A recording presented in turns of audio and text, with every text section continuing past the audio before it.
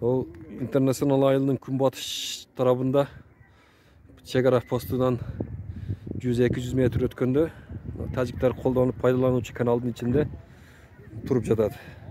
Белгісіз. Қырғыз, өзбек белгісіз. Башы құмға көміліп қалған. Бұл жатқаныға 1-2 күн болған оқшайды.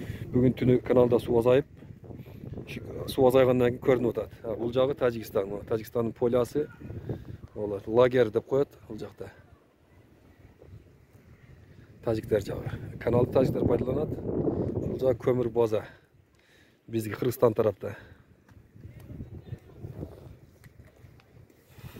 Тұрыптың азырғы жатқан авалы.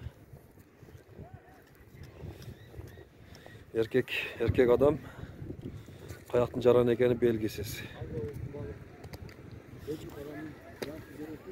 Belgisiz adam cansız denesi jatат бұл жерде каналдың içinde. Su azayğandan keyin bilinip kalgan бұл. 1-2 gün bolgan okşayt жатканыга.